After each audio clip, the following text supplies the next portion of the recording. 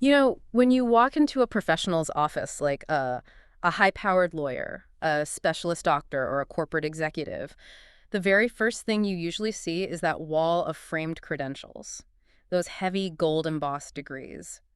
They're strategically placed there to project this sense of absolute certainty, right? They Yeah, basically tell you, I have mastered the technical mechanics of my job, and you are in safe hands. they absolutely are. I Mhm. mean, those frames represent a quantifiable reality. They're proof of, hours studied, brutal exams passed, complex certifications achieved.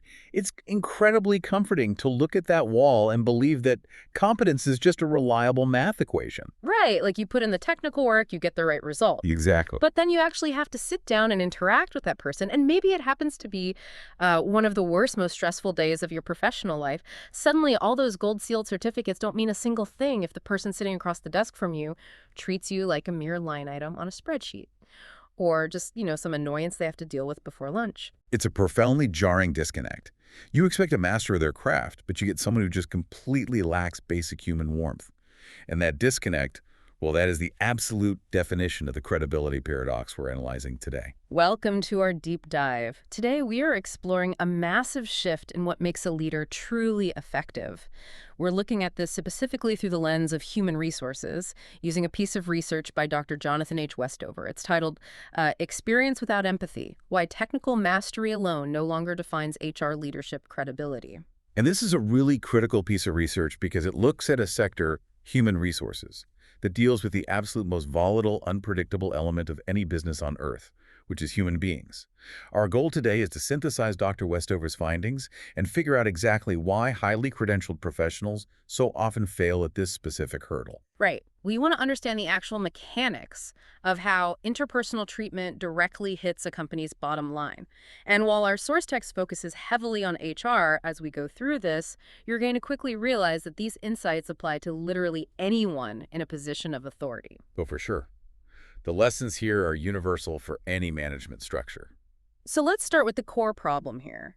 The research points out this glaring irony. HR departments today are more technologically and analytically advanced than ever before in history. They have AI integration, predictive workforce analytics, incredibly complex compensation design, and yet the data shows that employees will often do anything they can to actively avoid going to HR. Why is that? Well, it comes down to a fundamental misunderstanding of what credibility actually is in the modern workplace.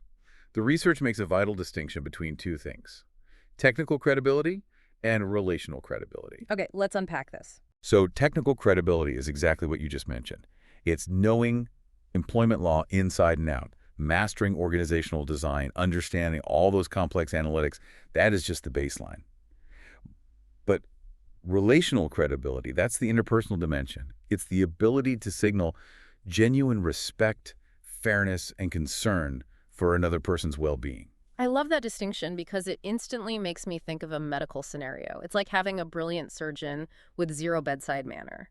The surgery itself might be technically flawless, right? Yeah. The incisions are perfect, the suturing is exact, the physical problem is solved. Right. Total clinical success. Exactly. But if that surgeon is dismissive, cold, and refuses to look the patient in the eye or answer their questions before they go under anesthesia, that patient feels completely traumatized by the experience. They will refuse to go back to that hospital ever again, even though the medical outcome was technically perfect. That is a brilliant parallel. And in organizational psychology, there's actually a specific framework for exactly what you're describing with that surgeon. It's called organizational justice theory. Okay, how does that work? Well, when employees evaluate an interaction with HR, or really any leadership figure, they're unconsciously grading that interaction on three distinct levels. First is distributive justice, meaning was the final outcome fair. Second is procedural justice, was the decision-making process fair. But the third, and this is the crucial one the research focuses on, is interactional justice. Interactional justice. So, meaning, how was I treated while this entire process was happening to me? Exactly. Did the authority figure look me in the eye? Did they give me an adequate, honest explanation? Did they maintain my dignity as a human being? The text cites research by Buys and Moog, confirming that interactional justice is actually the strongest predictor of organizational commitment and trust. Wow. Yeah. And here's the part that usually shocks executives. If you treat someone with high interactional justice, if you genuinely listen to them and respect their dignity, they're far more likely to accept a highly unfavorable outcome. Yes, really.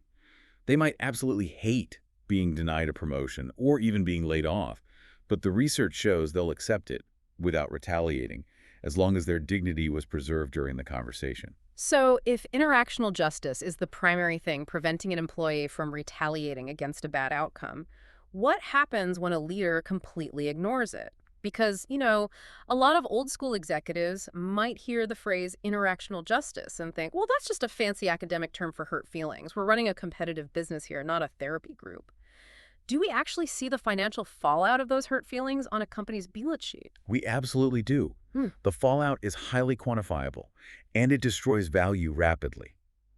Let's look at major corporate change initiatives. The text cites a study by CEO and Hill on corporate mergers. Mergers are notoriously difficult, right? Yeah. The vast majority of them actually failed to deliver their intended financial value. Yeah, they're usually a mess. Exactly. So, CEO and Hill compared successful mergers with problematic ones.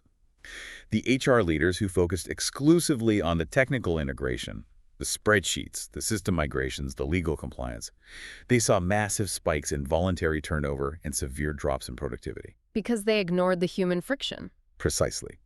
But the leaders who prioritized empathy, who deliberately created psychologically safe spaces for employees to voice their anxieties about the merger, they achieved significantly faster integration timelines. When you ignore the emotional reality of a merger, people spend half their day gossiping, worrying about their jobs, or, updating their resumes. Right. Nobody is actually working. Exactly. When you address the fear, you remove that friction, and the business gets back to work much faster. That makes perfect sense. But the litigation risk mentioned in the text is even more shocking to me. There's that study by Goldman examining employment discrimination claims. Now, logically, you'd think that whether or not an employee decides to sue a company depends entirely on the objective legal facts of the case, right? You would assume that. You'd think people consult a lawyer, look at the technical merits of the law, and make this calculated financial decision. Exactly. But no. The Goldman study found that an employee's feeling of being disrespected, dismissed, or treated without dignity is a far stronger predictor of whether they'll file a lawsuit than the actual legal merits of their claim. Are you telling me that a manager's tone of voice or their refusal to look someone in the eye during a termination can literally trigger millions of dollars in legal fees? Yes, and the mechanism behind that is deeply human. When a person feels their dignity has been violated, their brain registers it as a fundamental threat. A lawsuit, in many of these cases, isn't just about recovering lost wages. It's a tool for a slighted individual to reassert their power and punish the person who humiliated them. It's wild to think about human pettiness and pride driving that much corporate litigation, but it's just so relatable. If someone makes you feel small, you want to make them pay? Totally. And that concept of a breach of contract goes way beyond just the legal paperwork. Dr. Westover's research relies on a framework called the psychological contract. Okay, what is that? This was developed by a researcher named Rousseau. It refers to the unwritten, reciprocal obligations between an employee and a company. It's this implicit, deeply held belief that if I give you my hard work, my late nights, and my loyalty, you will treat me with basic human decency when I'm vulnerable. Ah, so it's the invisible glue holding the entire employment relationship together. Exactly. And HR often acts as the human face of that organizational promise. So when an HR leader is dismissive or purely transactional during a vulnerable moment, say when an employee is requesting a medical accommodation or reporting harassment, it fractures that psychological contract entirely. The employee feels deeply betrayed. And I imagine that has a ripple effect. Oh, massive. The research shows this fracture predicts a total drop in discretionary effort, high turnover, and this lingering cynicism that infects the rest of the team. And we really have to highlight how this text addresses the systemic harm here, particularly for marginalized groups. The research notes that employees holding minoritized identities already face heightened scrutiny and exclusion in corporate settings. Yes, that is a crucial point in the text. So when an HR leader, the very person supposedly in charge of equity and inclusion, is culturally insensitive or dismissive, it's not just a bad day at the office. It operates as a severe microaggression that reinforces systemic barriers. It basically validates the employee's absolute worst fear, which is that the corporate system is fundamentally not built to protect them. And this all culminates in a very stark reality at the highest levels of leadership. What's fascinating here is when the text examines research on HR leader derailment, which is when senior HR executives get fired or fail spectacularly, It's almost never because they didn't understand complex compensation analytics or labor law. Let me guess, it's the interpersonal stuff. Almost always. It's due to an abrasive interpersonal style. Their technical expertise, the very thing they spent years building to get promoted, becomes completely useless because their relational deficiency makes them toxic to the organization's culture. So if the consequences of this behavior are really this severe, if it ruins multi-million-dollar mergers, triggers massive lawsuits, and gets senior executives fired, why do smart, highly credentialed leaders keep getting it wrong? We have to figure out what is actually causing this. Because nobody wakes up, puts on their suit, and says, I think I'm going to destroy my company's psychological contract today. No, they certainly don't intend to do that. The text points out that leaders, particularly in HR, are operating within a very intense structural conflict. There's this inherent duality to their role. On one hand, they're hired to be the employee's advocate, to champion engagement, equity, and well-being. On the other hand, they're fundamentally the organization's agent, tasked with executing executive strategy. And that frequently includes ruthless cost-cutting, restructuring, and layoffs. Okay, wait a minute. I have to challenge the premise of this a bit. If HR's ultimate legal mandate is to protect the company from risk and execute the CEO's financial strategy, how can they realistically be perfectly transparent and empathetic all the time without failing their core business objective? That's a really fair question. I mean, if you're planning a massive layoff to save the company from bankruptcy, you can't exactly hold a weeping, deeply empathetic town hall about it 3 months in advance without causing a total panic, leaking information to competitors, and just ruining the company, right? That is the exact tightrope they are walking, and it's a very valid pushback. But the problem identified in the research isn't that HR has to make hard, business-first decisions. Business is business. The problem is how positional authority physically and psychologically alters a leader's brain when they are making and communicating those hard decisions. Altering their brain, like literally. Literally. The text points to some incredible research by Keltner and Galinsky on power dynamics to explain this. This raises an important question. How do we systematically counteract a biological blind spot? Because Kuttner's research demonstrates that positional authority literally distorts a person's ability to take another's perspective. The power trap. Yes, the power trap. When you hold power over someone's livelihood, your brains mirror neurons. The cells responsible for empathy and mirroring another person's emotions, they actually show decreased activation. Your empathy organically drops. You rely more on cognitive stereotyping and pay far less attention to the nuanced individual realities of the people below you. It's almost like positional authority acts as a pair of premium noise-canceling headphones. It organically filters out the frequencies of lower-level employee concerns because, biologically, the executive no longer needs to hear those concerns to survive in the organization. Employees have to pay attention to the executive to survive, but the executive doesn't have to pay attention to them. That is a phenomenal analogy. The noise-canceling headphones are built right into the hierarchy. Power insulates you from consequences. And because employees are naturally afraid to give honest, critical feedback to the person who literally controls their paycheck, these leaders exist in a permanent echo chamber. So they just assume they're doing a great job. Right. They constantly overestimate their own empathy and effectiveness because nobody is brave enough to tap them on the shoulder and say, hey, you're being incredibly callous right now. So if willpower isn't enough, and if this is a literal neurological blind spot caused by power, how do you actually force a powerful executive to care? Here's where it gets really interesting. Did any of the companies in the research actually figure out a structural fix? Yes, they did. And this is where the research gets incredibly practical. You can't just tell leaders to try harder to be nice. You need systemic, evidence-based interventions. The research highlights several top-tier organizations that have recognized this biological trap and implemented brilliant structural fixes. Let's look at Microsoft. According to the text, their HR organization realized they needed to embed interactional justice directly into how their leaders function every single day. They didn't just give a boring seminar on being polite, right? No, Microsoft implemented a comprehensive program focused on what they called radical empathy. And the mechanism here is fascinating. They actually combined neuroscience education teaching leaders exactly how power diminishes their mirror neurons with mandatory structured practice in active listening. So they taught them the biology of why they were failing. Exactly. And then they made them practice asking perspective-seeking questions and reframing adversarial conflicts. By forcing executives to role-play and explicitly name the emotions they were hearing from others, it essentially forced their prefrontal cortex to re-engage. It was a manual override of the brain's power track. Oh, wow. Did it work? It did.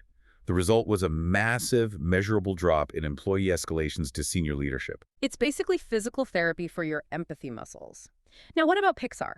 They rely on constant creative risk-taking. To make great art, you have to be willing to pitch bad ideas, which means they need incredibly high psychological safety.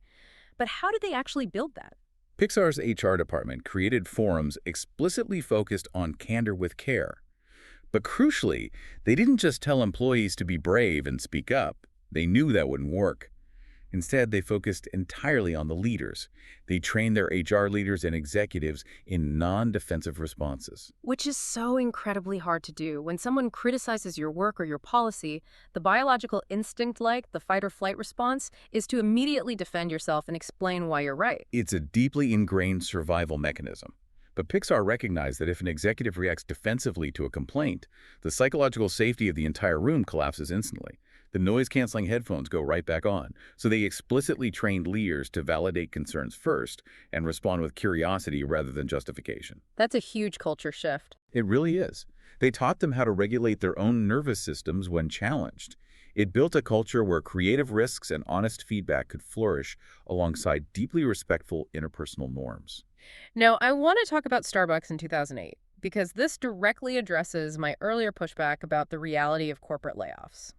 In 2008, Starbucks was facing a massive operational and financial crisis, and they had to execute significant workforce restructuring. They had to let a lot of people go, but how they did it is what matters. Right. They chose to prioritize interactional justice in an incredibly high-stakes, high-stress moment. Instead of doing the standard cowardly corporate playbook where you lock people out of their emails on a Friday afternoon and march them out of the building with a security guard, they implemented a radically different approach. They provided substantial advance notice, which is rare, but more importantly, they were entirely transparent about the business rationale. They explained the financial realities of the company, treating the employees like intelligent adults who could handle the truth, rather than children who needed to be managed. Treating employees like adults. What a novel concept. They also provided generous severance, continued health benefits, and actual outplacement support to help them find new jobs. And they held town halls where executives stood up and candidly answered questions from the surviving employees. They prioritized the dignity of the people leaving above the temporary discomfort of the executives. And the payoff for Starbucks was incredible. By maintaining interactional justice during a layoff, they preserved the trust of the remaining employees during a massive crisis. And interestingly, when the economy recovered years later, many of those laid-off workers actually returned to the company because they remembered how respectfully they'd been treated on their way out. That is the ultimate bottom-line test of relational credibility. That's amazing. Oh, and we can't forget Patagonia. They took a really interesting approach to power dynamics too, right? Yes. Patagonia confronted power dynamics through these things called listening circles. HR basically went in and solicited anonymous feedback from employees. But the key was that HR then received intensive coaching on how to receive that feedback without getting defensive. It's that non-defensive piece again. Exactly. And the Cleveland Clinic did something similar in the healthcare space. They made a major shift from teaching cultural competence to focusing on cultural humility. Cultural humility, how is that different? Well, instead of pretending leaders could master all cultural nuances, like checking boxes on a technical test, they focused on continuous learning, self-reflection on their own privilege, and deep community immersion. It's about approaching employees with a mindset of learning rather than a mindset of already knowing all the answers. So across all these examples, Microsoft's radical empathy, Pixar's non-defensive training, Starbucks' transparent restructuring, Patagonia's listening circles, and the Cleveland Clinic's humility. What's the common denominator? How do you actually recalibrate that psychological contract we talked about earlier? What all these companies are doing is solving the duality problem, not by ignoring it, but by embracing absolute transparency. The ultimate structural fix recommended in Dr. Westover's research is for leaders to clearly and consistently communicate the boundaries of their roles. They have to tell the truth about the tightrope they are walking. Yes. An HR leader, or any manager really, needs to be able to look an employee in the eye and say, I am absolutely here to support you and advocate for you, but I also have legal reporting obligations and strategic duties to this company, and here is exactly where that line is drawn. When you establish those clear boundaries regarding confidentiality and your dual loyalties up front, employees have realistic expectations. They know exactly what game they're playing. Precisely. They don't feel deeply betrayed when HR eventually has to make a business-first decision because the rules of engagement were honest and clear from day one. Transparency generates far more long-term trust than overpromising a level of confidentiality or protection that you simply cannot legally maintain. So what does this all mean? We have covered a massive amount of ground today. We moved from the core theory of interactional justice down into the neurological blind spots caused by positional power, all the way to how companies like Pixar and Starbucks are systematically fixing those blind spots. It's a lot to take in, for sure. It is. But let's pull this all together. The core finding of Dr. Westover's research is this: technical mastery, knowing the laws, building the spreadsheets, understanding the operational frameworks, that might get you the job. It gets your foot in the door and gets you a seat at the table. But relational credibility, which is built through interactional justice, deliberately overriding your own defensive instincts and treating people with basic dignity even when the news is bad, that is what allows you to actually lead effectively. Without relational credibility, all those framed degrees on your wall just make you a highly credentialed liability. If we connect this to the bigger picture, that is the perfect synthesis.